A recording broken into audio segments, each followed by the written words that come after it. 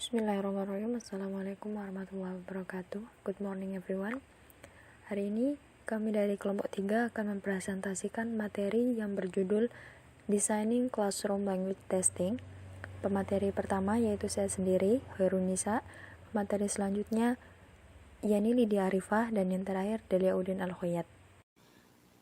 Yang pertama ada test type. Ada banyak jenis tes yang harus kita tentukan untuk mencapai tujuan dari tes tersebut. Nah, menentukan tujuan, ya pertama-tama kita harus tahu tujuan kita untuk melakukan tes itu apa. Nah, setelah kita menentukan tujuan kita akan memilih jenis tes yang tepat. Dan hal ini membuat kita lebih fokus pada spesifik objek atau pada poin-poin penting dari tes tersebut. Jenis-jenis tes ada 4. Yang pertama yaitu proficiency test atau tes kecakapan, placement test, tes penempatan, yang ketiga uji diagnostik, dan yang terakhir yaitu uji prestasi. Uji kecakapan itu tidak terbatas pada satu kurikulum atau keterampilan tunggal dalam bahasa, melainkan menguji kemampuan secara keseluruhan. Hal ini termasuk dari penguasaan kosakata, pemahaman bacaan, dan lain sebagainya. Uji kecakapan hampir selalu sumatif, ya. Sumatif itu dimana tes itu diberikan setelah program pembelajaran itu selesai dilaksanakan. Nah, mereka tes kecakapan ini memberikan hasil dalam skor tunggal, yang mana hasil ini nanti dijadikan seperti tolak ukur yang menentukan seseorang ini mampu atau tidaknya untuk melanjutkan pembelajaran ke tingkat selanjutnya. Assalamualaikum warahmatullahi wabarakatuh. Next with me, Delia Udin Al-Khoyat in here. So, in this section, we will discuss about placement test and diagnostic test. And first, there is placement test. What is that? Placement test is a test which has purpose to place students into a particular level or section of language curriculum or school. Jadi tes placement test ini yang menentukan fak atau bakat atau skill dari seorang siswa. Nantinya dia mau mengambil ke jurusan mana yang mau ia dalami. Semisal ada jurusan writing atau speaking atau yang apa itu namanya, lupa saya, grammarnya. Nah, nanti ia dipelajari menentukan bakat atau skill dari siswa tersebut. Nah, itu intinya. A placement test comes in many varieties, assessing comprehension and production, responding through written and oral performance, open-ended and limited responses, selection, multiple choice, and gap filling format depending on the nature of program and it is needed. Nah, jadi untuk placement test ini sendiri ada berbagai macam variasinya. Semisal yang pertama ada pemahaman dan produksi. Jadi seorang siswa nanti akan diberi materi lalu diuji untuk pemahamannya, apakah dia mampu menangkap materi yang diberikan, seberapa banyak ia mampu menangkap materi yang telah diberikan, lalu mengembangkan materi itu sendiri. Terus yang kedua ada yang namanya responding through written and oral performance. Nanti ada tes yang diberikan secara tertulis maupun oral. Tertulis misalnya ya kita kasih misal tes writing untuk menulis daily activity, menulis pengalaman-pengalamannya di masa lalu, pengalaman yang mengesankan, entah itu mengerikan atau yang lainnya, atau secara oral. Jadi dia langsung menceritakan pengalaman, menceritakan kesehari-hariannya secara oral, secara lisan. And then number 3 there is Responding through with not open-ended and limited response, tanggapan terbuka dan terbatas, diuji untuk memberikan kritik dan saran. Nah, semua tes itu diberikan depending on the nature of program and its need. Jadi tergantung program apa yang dia butuhkan. Kalau dia mengambil program writing, maka nanti tesnya akan diberi tes writing. Kalau mengambil program speaking, ya diberi tes oral, tes secara lisan untuk mengetes sejauh mana kemampuannya dalam speaking. And then there is diagnostic test. A diagnostic test is designed to diagnose specific aspect of a language. For example, a test in pronunciation might diagnose the phonological features of English that are difficult for learners and should therefore become part of curriculum. Nah, setelah ada placement test, ada juga yang namanya diagnostic test. Diagnostic test ini dirancang untuk mendiagnosis aspek-aspek tertentu dari suatu bahasa. Semisal dalam bahasa Inggris ada yang namanya materi pronunciation.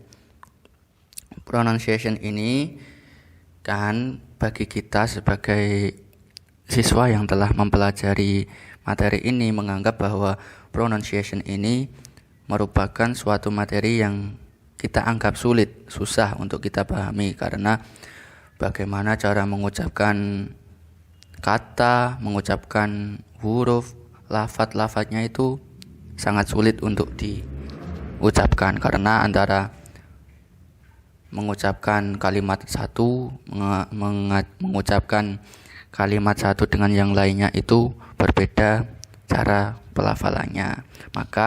Maka dari itu pronunciation ini dijadikan sebuah part of curriculum, dijadikan kurikulum tersendiri, dijadikan mata kuliah tersendiri gitu.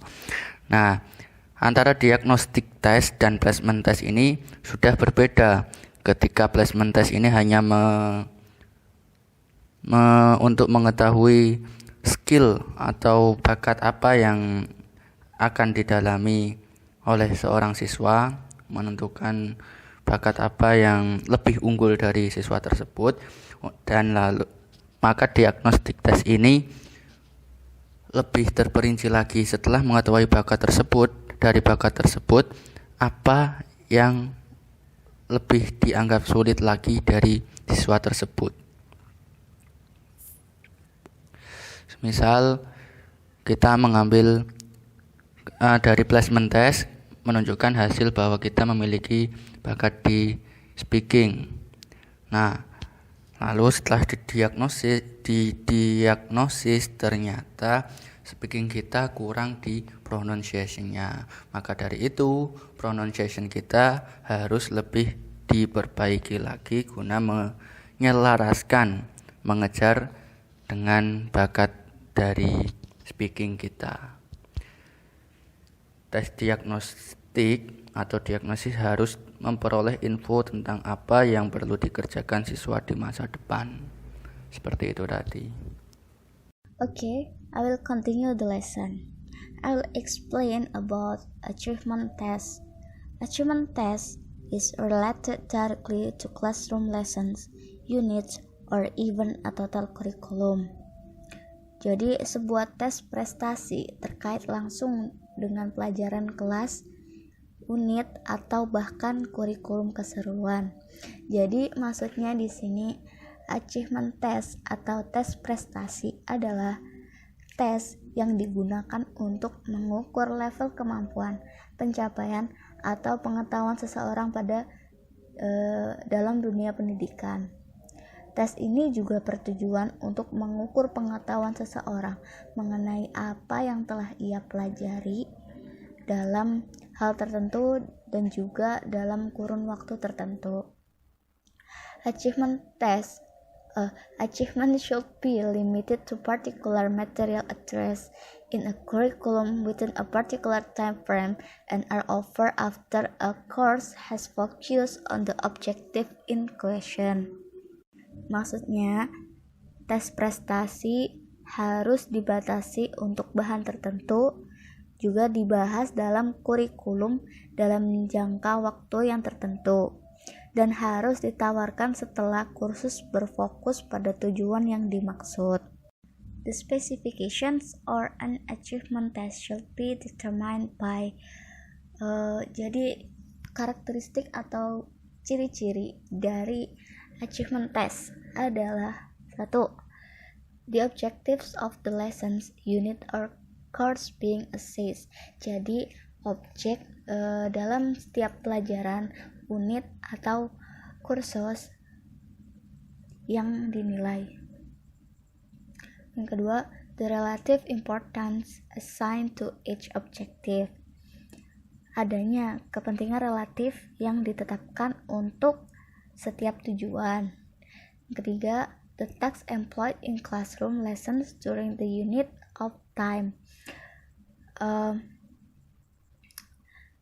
Adanya tugas yang digunakan dalam setiap pelajaran selama waktu tertentu. Practically issues such as time for the test and turnaround time. Jadi dalam setiap tes itu waktunya sudah tertentu dan terus berjalan. Scoring, grading, and giving feedback. Scoring. Ketika Anda merancang tes kelas, Anda harus mempertimbangkan bagaimana tes akan mencetak dan dinilai. Rencana skor Anda mencerminkan bobot relatif yang Anda tempatkan di setiap bagian dan barang-barang di setiap bagian. Okay, next. For the example from scoring, you can see of this table. That is part of the best, and then percent of total grade, and possible total correct. Part of the best, there is the number 1 oral interview test. Jadi ini tes secara oral, di interview one by one, satu dengan satu, langsung tanya jawab secara lisan. Persen, grade-nya ada 40% dari keseluruhan tes nanti. Oral interview memiliki grade yang paling tinggi, yaitu 40%. Untuk penilaiannya untuk oral interview ini diberi 4 pertanyaan atau 4 scores. Ya, dari masing-masing 4 ini kita kasih nilai 1 sampai 5. Semisal kalau kita kasih 5 per item, per 4 tadi.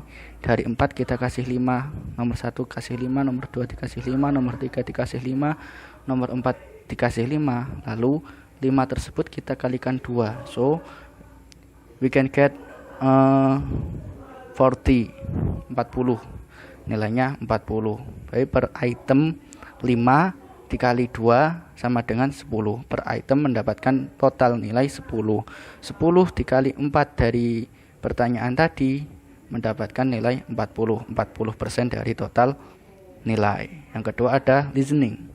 Di sini grade-nya kita mendapatkan 20% dari listening. Dalam listening ada 10 item, 10 soal yang harus kita kerjakan. Masing-masing item, masing-masing soal tersebut, jika benar kita mendapatkan 2 poin. Jadi ketika mendapatkan 10 benar semua, kita kalikan 2. 10 dikali 2 karena per itemnya tadi mendapatkan nilai 2. So 10 dikali 2 sama dengan 20. Ini nilai 20 ini kita dapatkan dari listening, grade-nya 20%. Terus yang ketiga ada tes reading, dan grade-nya ada 20% juga. Dalam reading ada 10 item sama seperti listening, dan penilaiannya, cara menghitungnya sama dengan yang listening tadi. per item mendapatkan 2 poin, 2 nilai. Jadi kalau benar semua, 10 kali 2, 20. Total skor dari reading ada 20 poin. Terus yang terakhir ada test writing. Grade sama 20%. Nah, untuk penilaiannya dalam writing kita kasih 2 soal. Masing-masing soal kita untuk penilaiannya kita kasih antara 1 sampai 5 seperti yang awal tadi. 1 sampai 5. Ketika soal pertama mendapatkan 5, soal 2 mendapatkan 5, masing-masing 5 tersebut dikalikan 2, jadi 10. Soal pertama mendapatkan 10, soal kedua mendapatkan nilai 10. So, akhirnya kita mendapatkan nilai 20. Dari grade semua tes, oral interview 40, listening 20, reading 20, writing 20, totalnya kan 100. Dari perolehan nilai ketika mereka menjawab benar semua, oral view mendapatkan nilai 40%. Mendapatkan nilai 40, mendapatkan skor 40. Listening mendapatkan skor 20, reading mendapatkan skor 20, writing mendapatkan skor 20. Jadi totalnya 100. Nah, begitu. Oke, kurang lebihnya seperti itu teman-teman. Apabila nanti ada yang masih kurang jelas dari penjelasan kami, ada yang kurang Anda pahami dari materi yang kami sampaikan, silahkan kita lanjutkan ke sesi tanya jawab. Sekian presentasi dari kelompok kami. Saya mewakili teman-teman selaku presenter mengucapkan terima kasih atas perhatiannya, dan kami mohon maaf yang sebesar-besarnya apabila kami ada salah tutur kata. Assalamualaikum warahmatullahi wabarakatuh.